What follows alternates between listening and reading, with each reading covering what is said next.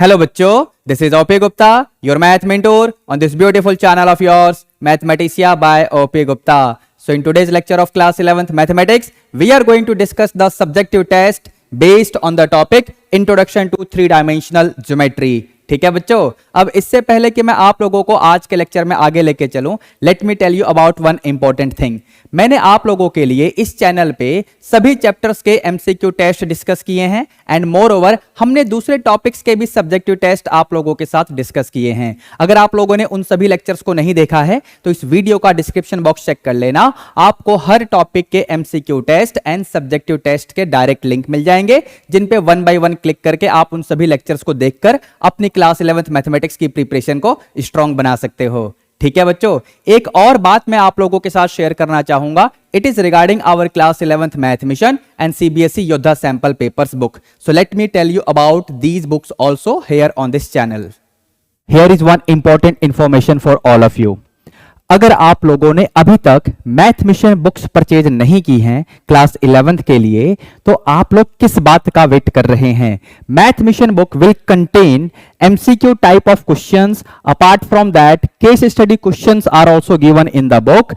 Assertion reason type questions are also given in the book. Moreover, for each and every chapter, detailed theory and examples are also provided in the math mission book. In addition to that, for each and every chapter you are going to get subjective type of questions also along with the answer.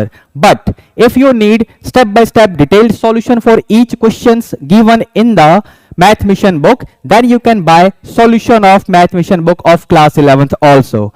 Once you are done with your entire syllabus, then you would like to do the sample papers based on the full syllabus for class 11th mathematics. So here we have CBSE sample papers based on Yodha test series. This book will have 8 fully solved sample papers and 3 unsolved sample papers.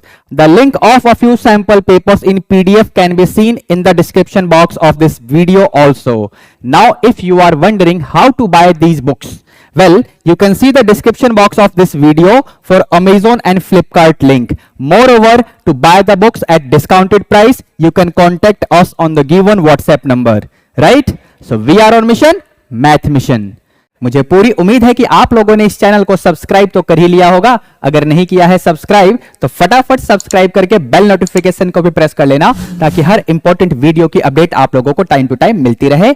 Moreover, आप इस particular video को like करके अपने सभी classmates को भी share कर देना। ठीक है बच्चों, अब आगे बढ़ते हैं और आज की क्लास फाइनली शुरू कर लेते हैं। So here we have VTS 11 based on the topic Introduction to Three-Dimensional Geometry. ठीक है बच्चों, चलिए स्टार्ट करते हैं आज के टेस्ट के हर क्वेश्चन के सॉल्यूशन का डिस्कशन। बट एक बात ध्यान से सुनना, ये पूरा टेस्ट सब्जेक्टिव टाइप के क्वेश्चंस के ऊपर बेस्ड है। इनिशियल 5 क्वेश्चंस 2 मार्कर होंगे, फिर उसके बाद 3 मार्कर क्वेश्चंस भी होंगे। Then we will have 1 passage based question also, and at the end we will be having 5 marker questions as well. ठीक है बेटा, तो क्वेश्चन 1 में क्या बोला हुआ है देख लेते हैं। Right the distance of this point from origin. किसी भी पॉइंट का डिस्टेंस अगर किसी दूसरे पॉइंट से निकालना होता है तो हम डिस्टेंस फॉर्मूले का यूज करते हैं, लेकिन यहां पर दूसरा पॉइंट ओरिजिन है तो हम डायरेक्टली ये शॉर्टकट भी यूज कर सकते हैं। अगर कोई भी पॉइंट ये है और इसका डिस्टेंस आपको ओरिजिन से निकालना हो तो सिंपली आप ये शॉर्टकट यूज कर सकते हो, under root of x square plus y square plus z square. ठीक है, डिस्टेंस फॉर्मूले से ही बनेगा। ये डिस्टेंस फॉर्मूला आपकी स्क्रीन पे आ गया होगा, ध्यान से देख लो। ठीक है बच्चों, तो यहां पर या तो डिस्टेंस फॉर्मूले की हेल्प से इस क्वेश्चन का सॉल्यूशन कर लो, या फिर जो शॉर्टकट मैंने बताया उसकी हेल्प से कर लो। तो यहां पर जो आपका डिस्टेंस है that will be distance OP under root of, मैं शॉर्टकट से करने वाला हूं बेसिकली। सो ये बनेगा 5 square plus -2 square plus 3 square. इसको सिंप्लीफाई करेंगे, ये बनेगा 25, ये है 4 और ये है 9। 25 प्लस 13 यानी 38 आएगा रूट के अंदर। डिस्टेंस है तो इसको यूनिट्स में हम डिक्लेयर करेंगे। बस आपका आंसर आ चुका है क्वेश्चन 1 के लिए। ठीक है बच्चों, अब आगे बढ़ेंगे, अगला क्वेश्चन यानी क्वेश्चन नंबर 2 लेंगे। चलिए जरा,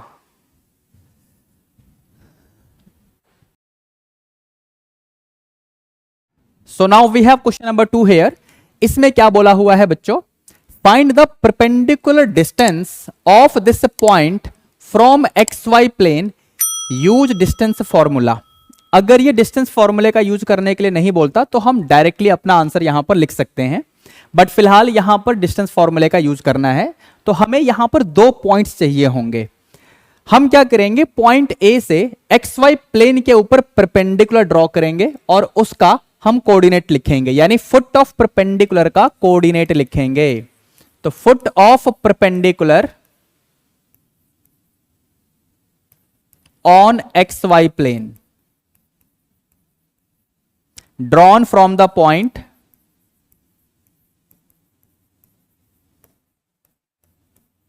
6,7,8। क्योंकि आप एक्स वाई प्लेन के ऊपर फुट ऑफ परपेंडिकुलर ड्रॉ कर रहे हो तो जेड कोऑर्डिनेट 0 होने वाला है, x and y coordinate same रहेंगे। इसे आप पॉइंट बी बोल दो। समझ गए? तो अब आपको पॉइंट ए का डिस्टेंस पॉइंट बी से निकालना है by using distance formula. Distance formula पिछले क्वेश्चन में मैं आपको दिखा चुका हूं। तो यहां पर डिस्टेंस ए बी निकलेगा basically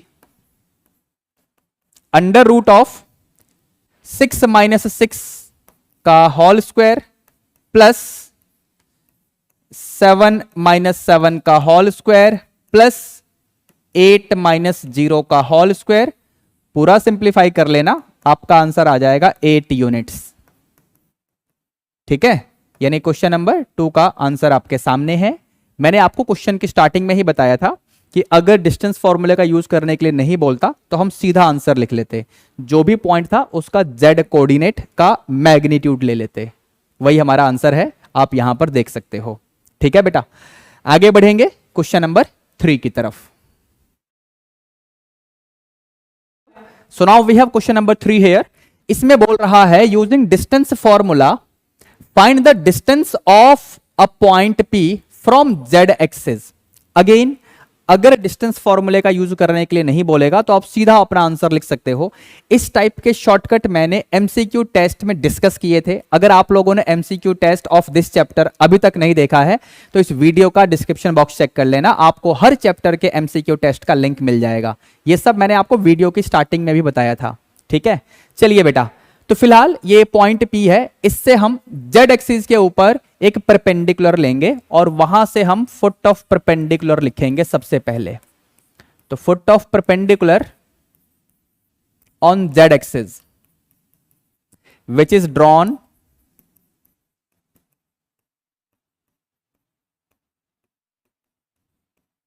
from the point P that is -3, -2, -1। ठीक है, तो क्योंकि जेड एक्सिस के ऊपर आप परपेंडिकुलर ड्रॉ कर रहे हो, अगर इस पॉइंट को मैं Q बोल दूं तो इसका एक्स एंड वाई कोऑर्डिनेट तो 0 रहेगा, जेड कोऑर्डिनेट सेम रहेगा जो कि यहां पर पॉइंट में दे रखा है, गिवन पॉइंट में दे रखा है। ठीक है, अब आपको डिस्टेंस निकालना है पॉइंट P और Q के बीच का बाय यूजिंग डिस्टेंस फॉर्मूला। तो आपको डिस्टेंस PQ मिलेगा अंडर रूट में -3 - 0 का होल स्क्वायर प्लस -2 - 0 का होल स्क्वायर प्लस 1 - 1 का होल स्क्वायर। इसको सिंप्लीफाई करेंगे तो ये -3 का स्क्वायर यानी 9 बनेगा, यहां पर ये 4 बनेगा और ये 0 बनेगा, आप चेक कर सकते हो। तो फाइनली आपका आंसर बन जाएगा √13 यूनिट्स। ठीक है, यानी क्वेश्चन नंबर 3 भी सॉल्व हो चुका है। ध्यान से देखो मैंने कैसे डिस्कस किया है आपके साथ। ठीक है, अगला क्वेश्चन लेंगे आप, question number 4। Now we have question number 4 here. इसमें क्या करना है बच्चों, what are the coordinates of the vertices of a cube whose edge length is of 3 units, one of whose vertices coincides with the origin and 3 edges passing through the origin coincides with the positive direction of the axis through the origin। तो यहां पर एक काम करते हैं, सबसे पहले हम डायग्राम बनाते हैं जरा।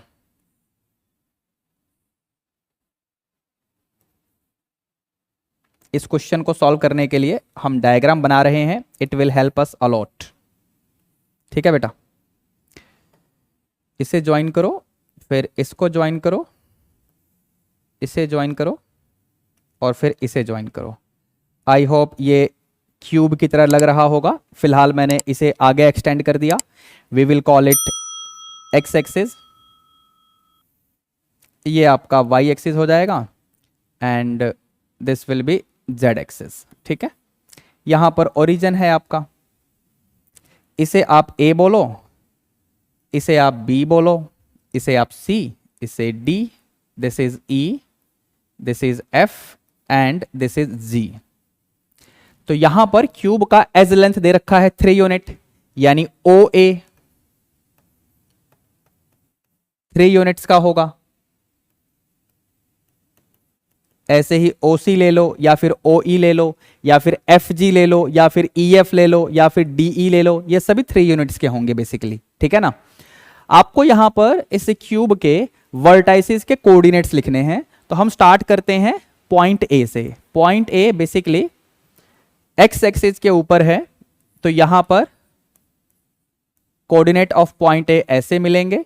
फिर पॉइंट सी लिखते हैं, it is on y axis, तो वाई एक्सिस है मतलब ऐसे हो जाएगा। फिर हम पॉइंट ई लिखेंगे जो कि जेड एक्सिस के ऊपर है, तो ये बनेगा 0,0,3। अब जरा पॉइंट बी की बात करते हैं। Point B x y plane में है, तो एक्स वाई प्लेन में है मतलब जेड कोऑर्डिनेट 0 रहेगा। ठीक है, इसके बाद पॉइंट डी जो कि वाईजेड प्लेन में है, तो एक्स कोऑर्डिनेट 0 रहेगा। फिर इसके बाद पॉइंट एफ जो कि जेड एक्स प्लेन में है, तो वाई कोऑर्डिनेट 0 रहेगा। ठीक है, एंड फिर इसके बाद एक वर्टेक्स ओरिजिन पे भी है which is 0,0,0 and finally point G, ये बनेगा 3,3,3। तो यहां पर आप देख सकते हैं मैंने सभी वर्टेक्स के लिए कोऑर्डिनेट्स लिख दिए हैं, यानी क्वेश्चन नंबर 4 का सॉल्यूशन आपके सामने आ चुका है। अब आगे बढ़ेंगे, क्वेश्चन नंबर 5 लेंगे। क्वेश्चन 5 में देख लेते हैं क्या बोला हुआ है बच्चों। So now we have question number 5 here. इसमें बोला हुआ है find the distance between the points A and B, यानी डायरेक्टली हमें डिस्टेंस फॉर्मूला ही अप्लाई करना है यहां पर। Under root of 2 - 0 whole square plus 1 minus of -1 करोगे, यानी 1 + 1 का होल स्क्वायर हो जाएगा। फिर -9 माइनस ऑफ -7 करोगे, यानी -9 + 7 का होल स्क्वायर बनेगा।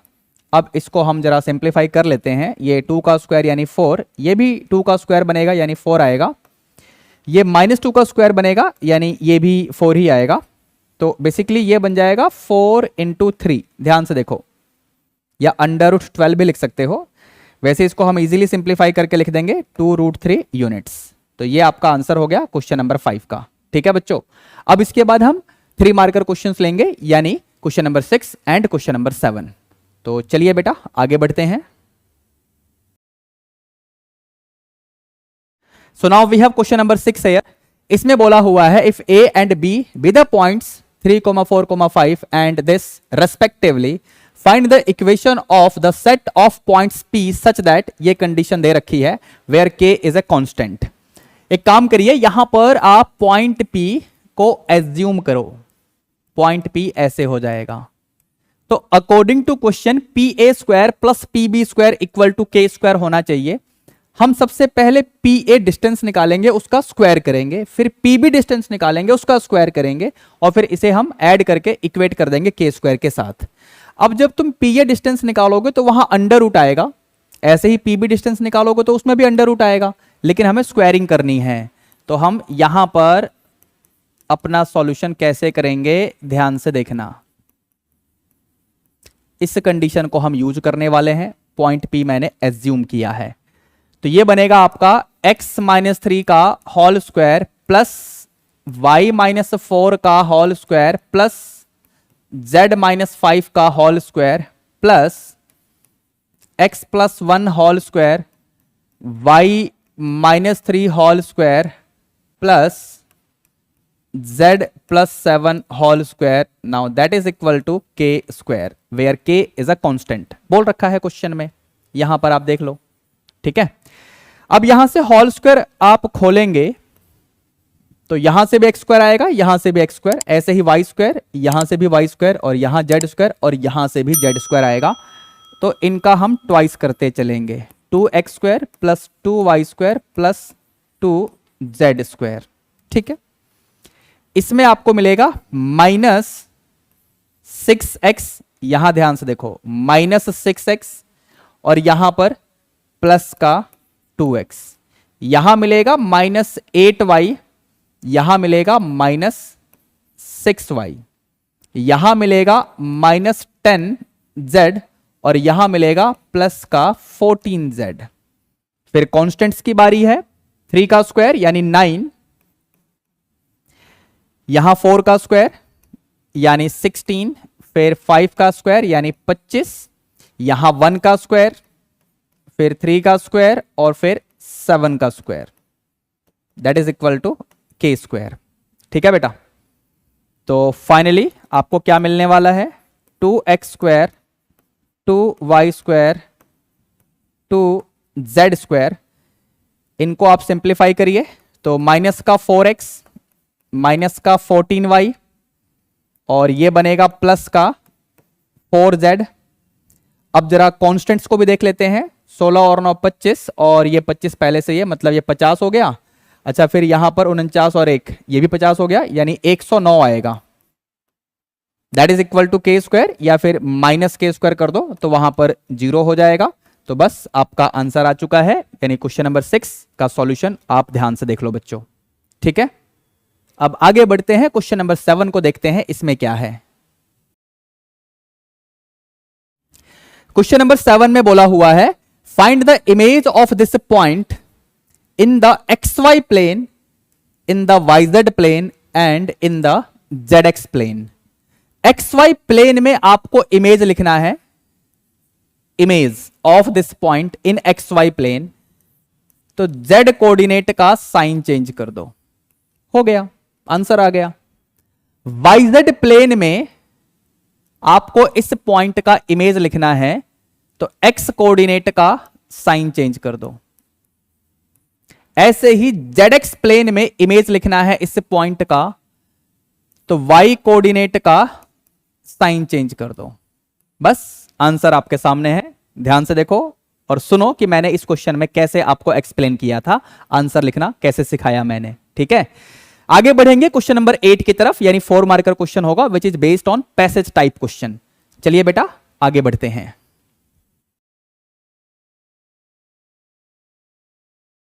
सो now we have question number 8 here. जैसा कि मैंने बताया ये पैसेज बेस्ड क्वेश्चन होने वाला है, 4 मार्कर क्वेश्चन है ये।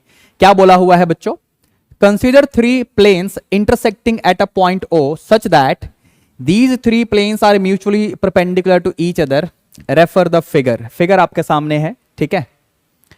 These 3 planes intersect along the lines x dash ox, y dash oy and z dash oz called as the x, y and z axis respectively. These lines are mutually perpendicular to each other. These lines constitute the rectangular coordinate system. ठीक है, आगे और भी information है यहां पर। The planes xoy, yoz and zox are respectively called the xy plane, the yz plane and the zx plane and are known as the 3 coordinate planes. ठीक है, the point O is called the origin of the coordinate system.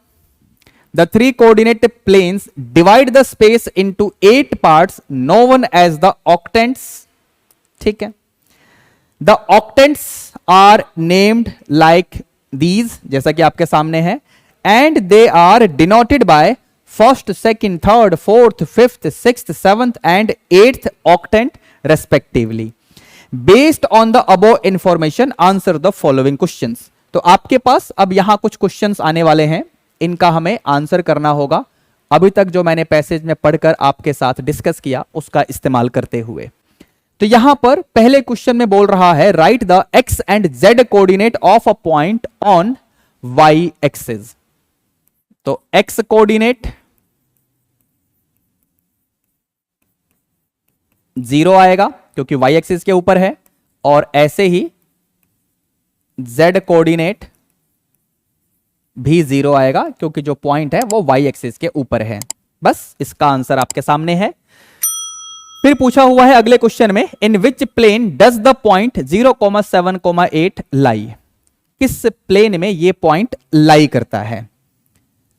तो इसका जो required plane है वो है YOZ plane, या फिर आप इसे सिंपली YZ प्लेन भी कह सकते हो। ठीक है बेटा। अब तीसरे क्वेश्चन में देखते हैं इसमें क्या बोला गया है। Name the octant in which this point lies. तो ये आपका फर्स्ट ऑक्टेंट है, जिसे आप ऐसे भी कह सकते हो। ठीक है बेटा, तीसरा क्वेश्चन भी हो गया। अब चौथा क्वेश्चन देखते हैं, इसमें क्या बोला हुआ है। If a point lies in XY plane then write its Z coordinate. अब क्योंकि पॉइंट XY प्लेन में है तो इसका Z कोऑर्डिनेट 0 आएगा। बस ये चारों क्वेश्चन आपके सामने आ चुके हैं, ध्यान से देखो मैंने कैसे एक्सप्लेन किया था। ठीक है, अब आगे बढ़ेंगे, क्वेश्चन नंबर 9 एंड 10 लेंगे, यानी 5 मार्कर क्वेश्चंस।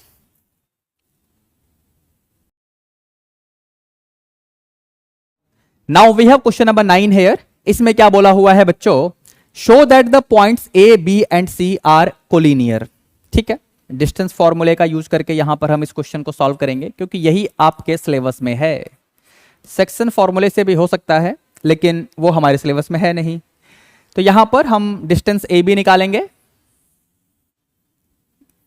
तो ये बनेगा आपका 2 + 1 whole square plus -3 - 2 whole square plus 4 - 1 whole square.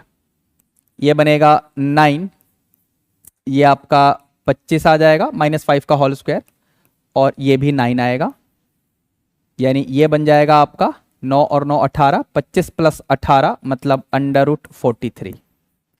Distance AB आ गया। अब हम निकालेंगे डिस्टेंस BC। तो डिस्टेंस BC मतलब अंडर लगाइए, -1 - 0 का whole square plus 2 - 1/3 whole square, फिर इसके बाद 1 - 2 का होल स्क्वायर। ठीक है, पूरे का रूट तो है ही। ये -1 का होल स्क्वायर बनेगा मतलब 1, यहां पर एलसीएम लेंगे तो ये बनेगा आपका 6 - 1 यानी 5/3 का होल स्क्वायर, यानी 25/9, और ये बनेगा -1 का होल स्क्वायर यानी 1 ही रहेगा। ठीक है, तो ये हो जाएगा 25 + 18, एलसीएम लेना शुरू कर दिया है मैंने, /9, तो ये बनेगा √43/3। ठीक है बेटा। अब इसके बाद डिस्टेंस CA भी निकालेंगे, C और A के बीच का डिस्टेंस। तो C ये रहा, A ये रहा, that is 2 - 0 whole square plus -3 - 1/3 का होल स्क्वायर, फिर इसके बाद 4 - 2 का होल स्क्वायर। इसको भी सिंप्लीफाई करते हैं बेटा, तो 2 का स्क्वायर यानी 4 बनेगा, यहां पर एलसीएम लेंगे तो ये बनेगा -9 - 1 यानी -10/3 का होल स्क्वायर, दैट इज 100/9, और यहां से करोगे तो 2 का होल स्क्वायर यानी 4 आएगा। ठीक है, तो फाइनली इसको सिंप्लीफाई करते हैं, 4 + 4 8 यानी 72 प्लस 100 यानी 172/9, पूरे का है अंडर रूट। तो 1/3 तो पहले ही लिख लो, √172। अब इसको सिंप्लीफाई करना पड़ेगा, √172 क्या आता है बेटा, तो जरा इसको हम देखें। 2 से अगर हम डिवाइड करेंगे सो 2 8 जा एंड 2 6 जा, आगे भी होगा तो ये ऐसे आएगा, देखो ध्यान से। ठीक है, मतलब पूरा सिंप्लीफाई करोगे तो आपको मिलेगा 2/3 √43। डन। ओके, अब यहां पर हमें क्या देखना है, डिस्टेंस BC और डिस्टेंस CA, इनको अगर हम ऐड कर दें, दोनों को ऐड करके देखो तो आपको √43/3 प्लस 2/3 √43 ऐसे मिलेगा। √43 कॉमन लोगे तो अंदर बचेगा 1/3 प्लस 2/3 यानी 3/3, यानी ये ब्रैकेट आपको 1 देगा। फाइनली आपको मिलेगा √43 विच इज डिस्टेंस AB। हमने यहां पर डिस्टेंस AB ऑलरेडी निकाला हुआ है। सो इसका क्लियर मतलब ये हुआ कि जो points A, B and C हैं दे आर कोलिनियर। ये तीनों पॉइंट्स एक ही लाइन के ऊपर हैं। बस आपको यही शो करना था, आपका काम हो चुका है। ध्यान से देख लो मैंने क्या यहां पर डिस्कस किया है आपके साथ। ठीक है, अब अगला क्वेश्चन लेते हैं, यानी क्वेश्चन नंबर 10। तो now we have question number 10 here. इसमें क्या बोला हुआ है बच्चों, शो दैट द पॉइंट्स, आपके पास 4 अलग अलग पॉइंट्स हैं। Show that the points form the vertices of a parallelogram but not a rectangle. तो एक काम करिए, यहां पर इसे पॉइंट A मान लो, this is point B, this is point C and this is point D। तो सबसे पहले यहां पर मैं डिस्टेंस निकालना शुरू करता हूं। डिस्टेंस AB निकालेंगे सबसे पहले, अंडर रूट में -1 का होल स्क्वायर प्लस -2 का होल स्क्वायर प्लस -1 -3 का होल स्क्वायर। तो ये बनेगा आपका -2 का होल स्क्वायर यानी 4, ये बनेगा आपका -4 का होल स्क्वायर यानी 16, और ये भी आपका 16 ही बनेगा। अंडर रूट में 36 आएगा, मतलब 6 यूनिट्स। ठीक है इतना। अब इसके बाद डिस्टेंस BC निकालो। B और C पॉइंट्स आपके सामने हैं, तो ये बनेगा 2 + 1 whole square, then 3 + 2 whole square and then 2 + 1 whole square. तो अंडर रूट में क्या आएगा बेटा, ये 3 का स्क्वायर यानी 9। अगला देखोगे तो 5 का स्क्वायर बनेगा यानी 25 एंड देन अगेन 3 का स्क्वायर आएगा यानी 9। तो अंडर रूट में आएगा 43। ठीक है, इसके बाद हम डिस्टेंस निकालेंगे CD। तो C और D मतलब 4 - 2 का होल स्क्वायर प्लस 7 - 3 का होल स्क्वायर प्लस 6 - 2 का होल स्क्वायर। तो ये तो आपका बनेगा 2 का स्क्वायर यानी 4, देन 4 का स्क्वायर यानी 16, अगेन 4 का स्क्वायर यानी 16, यानी under root 36 that is 6 units. ठीक है, फिर डिस्टेंस DA या फिर AD निकाल लो। DA बोलो चाहे AD बोलो, बात तो एक ही है बेटा। तो D और A तो मतलब 4 - 1 का होल स्क्वायर प्लस 7 - 2 का होल स्क्वायर प्लस 6 - 3 का whole square. So let's solve it. ये 9 बनेगा क्योंकि 3 का स्क्वायर है, और फिर 7 - 2 यानी 5 का स्क्वायर यानी 25, और अगला भी 9 बनेगा क्योंकि 6 - 3 यानी 3 का स्क्वायर होगा। तो 3 का स्क्वायर 9 होता है। 25 + 18 यानी अंडर रूट 43। अब ध्यान से सुनना, ये सभी डिस्टेंसेस मैंने क्यों निकाली है मैं अभी डिस्कस करने वाला हूं, ध्यान से सुनना। अगर मैं यहां पर आपको समझाने के लिए एक डायग्राम बनाऊं, ध्यान से देखना बेटा, ये A, B, C और D। ठीक है, तो बेसिकली आप नोटिस कर पा रहे होंगे कि AB और CD ये इक्वल है, ऐसे ही AD और BC भी इक्वल है, यानी जो अपोजिट साइड्स हैं वो इक्वल हैं। अब ऐसा पैरेललोग्राम में भी होता है और रेक्टेंगल में भी होता है, लेकिन रेक्टेंगल में एक चीज और होती है, डायगोनल्स भी इक्वल होते हैं। किसमें? रेक्टेंगल में। क्या ऐसा पैरेललोग्राम में होता है? वेल, नहीं होता है। तो यहां पर हमें यह वेरीफाई करना था कि ये चारों वर्टेक्स पैरेललोग्राम के लिए हैं, रेक्टेंगल के लिए नहीं है। मतलब यहां पर अभी डायगोनल्स भी निकाल के हमें देखना पड़ेगा कि डायगोनल्स इक्वल नहीं आ रहे हैं, ये हमको दिखाना पड़ेगा। ठीक है, तो डायगोनल्स मतलब AC और फिर BD भी निकालेंगे। तो AC A और C मतलब 2 - 1 का होल स्क्वायर, फिर 3 - 2 का होल स्क्वायर, फिर 2 - 3 का whole square. So this will be, ये तो 1 का स्क्वायर यानी 1 बनेगा, ये भी 1 बनेगा, ये भी 1 ही बनेगा, अंडर रूट 3 आएगा, मैंने डायरेक्ट लिख दिया है। अब इसके बाद अगला डायगोनल यानी डायगोनल BD। तो B और D भी आपके सामने है, B ये रहा, D ये रहा, 4 - (-1). ठीक है, फिर 7 minus of -2,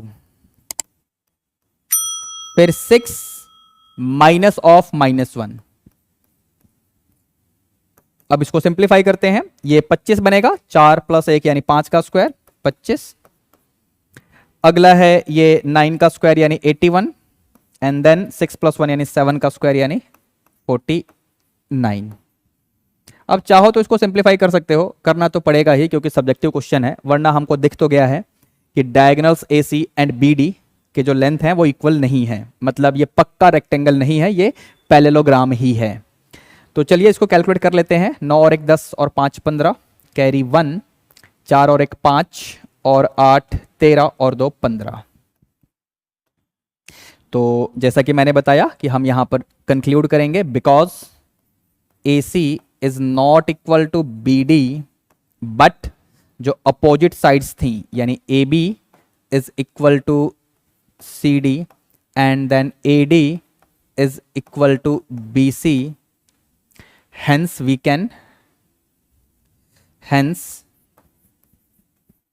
we can say कि ABCD is a parallelogram,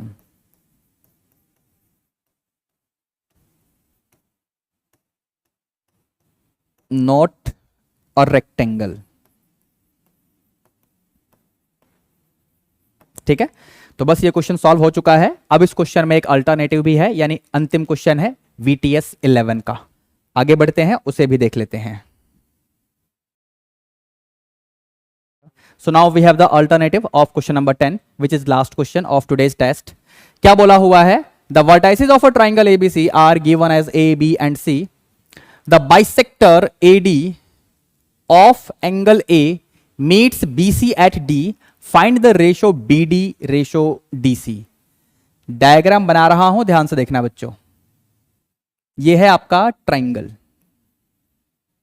ठीक है। यहां से आपने एंगल बाइसेक्टर लिया AD, जो कि इस एंगल A का बाइसेक्टर है, मतलब ये एंगल इस एंगल के इक्वल है। तो आपको इस समय BD का रेशो निकालना है विद DC, ठीक है। कैसे होगा, ध्यान से देखना।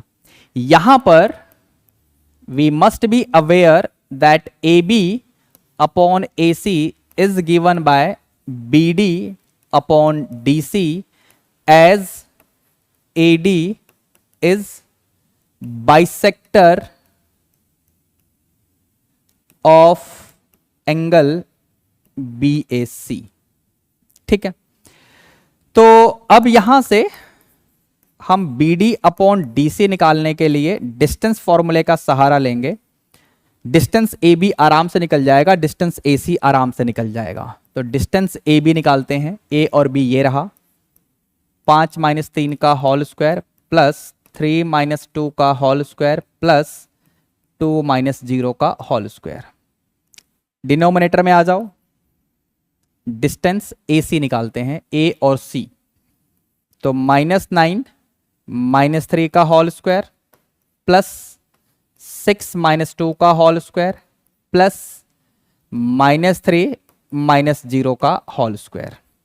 अब इसको सिंप्लीफाई करते हैं, 5 में से 3 गया, 2 का स्क्वायर यानी 4। यहां पर तो ये 1 बनेगा, 1 का स्क्वायर भी 1 ही रहेगा, और यहां पर ये 4 आ जाएगा। √9 बनेगा न्यूमरेटर में। नीचे देखते हैं क्या बनेगा, तो ये बनेगा आपका -12 का स्क्वायर यानी 144, ये 6 - 2 यानी 4 का स्क्वायर यानी 16, और ये -3 का स्क्वायर करोगे तो 9 आएगा। ऊपर आपका 3 हो जाएगा, मैंने बता दिया √9 बनेगा, तो वो आपका 3 आ जाएगा। नीचे देखोगे ध्यान से तो 144 + 25 यानी अंडर रूट में 169 आएगा, दैट मीन्स 13। तो आपको रेशो निकालना था ना, तो BD रेशो DC यही फाइंड करना है आपको। यहां देख लो, BD अपॉन DC का मीनिंग BD रेशो DC भी होता है, विच इज इक्वल टू 3:13। बस यही आपका आंसर है, यानी आज के टेस्ट का अंतिम क्वेश्चन भी सॉल्व कर दिया है। ध्यान से देख लो, सॉल्यूशन आपके सामने है, ठीक है बच्चों। Here is one important information for all of you. अगर आप लोगों ने अभी तक मैथ मिशन बुक्स परचेज नहीं की हैं क्लास 11th के लिए, तो आप लोग किस बात का वेट कर रहे हैं? Math mission book will contain MCQ type of questions. Apart from that, case study questions are also given in the book. Assertion reason type questions are also given in the book. Moreover, for each and every chapter, detailed theory and examples are also provided in the math mission book. In addition to that, for each and every chapter you are going to get subjective type of questions also along with the answer. But if you need step by step detailed solution for each questions given in the math mission book, then you can buy solution of math mission book of class 11th also. Once you are done with your entire syllabus, then you would like to do the sample papers based on the full syllabus for class 11th mathematics. So here we have CBSE sample papers based on Yogda test series. This book will have 8 fully solved sample papers and 3 unsolved sample papers. The link of a few sample papers in PDF can be seen in the description box of this video also. Now if you are wondering how to buy these books, well, you can see the description box of this video for Amazon and Flipkart link. Moreover, to buy the books at discounted price, you can contact us on the given WhatsApp number. Right? So we are on mission, Math Mission. I hope आप लोगों को पूरा lecture अच्छे से समझ में आ गया होगा। तो देर किस बात की, फटाफट इस वीडियो को लाइक करके अपने सभी क्लासमेट्स को भी शेयर कर दो और इस चैनल को भी सब्सक्राइब कर लेना, ताकि हर इंपॉर्टेंट वीडियो की अपडेट आप लोगों को टाइम टू टाइम मिलती रहे। ठीक है बच्चों, चलिए मिलते हैं नेक्स्ट लेक्चर में। Till then be good, take care, all the best, bye bye.